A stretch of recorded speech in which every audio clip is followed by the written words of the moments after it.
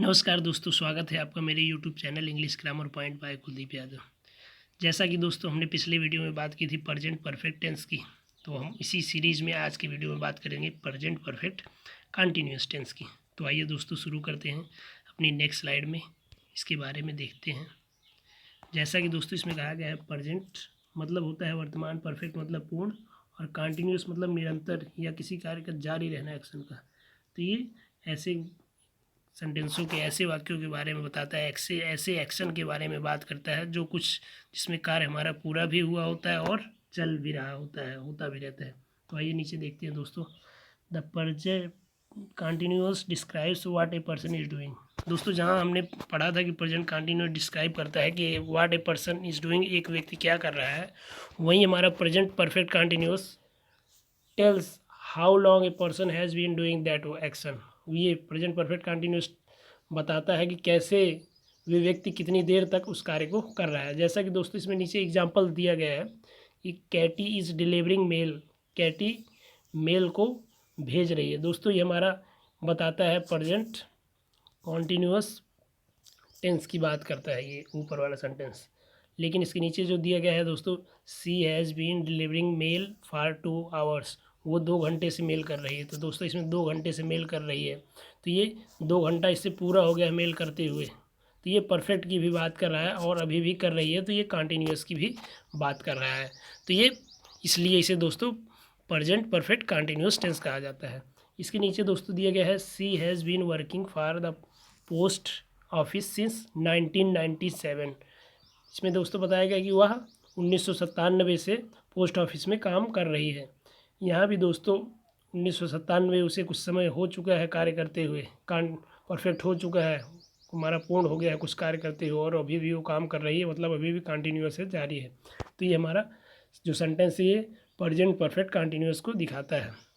तो आइए दोस्तों अगले स्लाइड में इसके देखते हैं कुछ बारे में जो दिया गया है।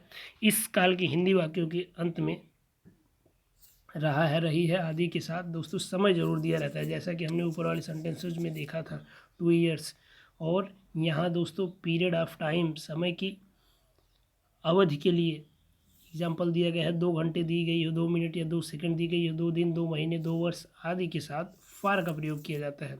और अगर पॉइंट ऑफ टाइम की बात कर रहा है, समय के बिंदु की बात कर रहा है, जैसा कि एग्जाम्पल 2 बजे, 2 दिन, 2 बजे, संडे से, मंडे से, जनवरी से, फरवरी से, या वर्ष के नाम सुबह, शाम आदि के साथ सिंस का प्रयोग किया जाता है। अर्थात निश्चित के लिए सिंस का, और ऊपर जैसा कि दिया गया है निश्चित के लिए फार का प्रयोग किया जाता है। तो ये भी दोस्तों इसमें जानने की चीज़ें होती हैं।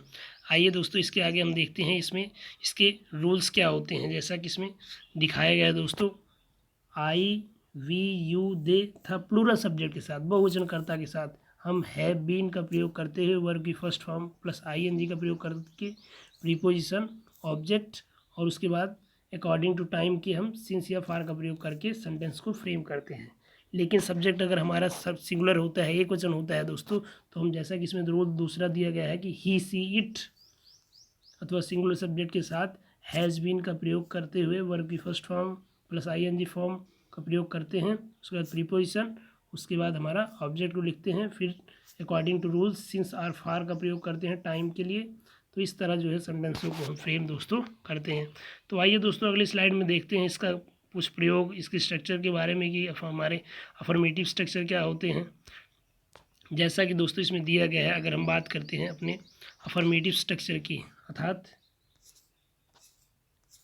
साधारण वाक्यों की बात करते हैं, तो सबसे पहले इसमें दोस्तों subject, they have been learning English for 2 years. यहाँ दोस्तों दे जो है ये सब्जेक्ट को इंडिकेट कर रहा है, हैव बीन हमारा दोस्तों ये हेल्पिंग वर्ब को इंडिकेट कर रहा है, और यहाँ लर्निंग जो है वर्ब की फर्स्ट फॉर्म प्लस आईएनजी का प्रयोग किया गया है, और इंग्लिश जो है हमारा ऑब्जेक्ट को दिखा रहा है, और ये according to rule since or for का प्रयोग किया गया है, और 2 ईयर्स ये हमारा अनिश्चित समय को दिखा रहा है, इसलिए यहाँ फॉर का प्रयोग किया गया है।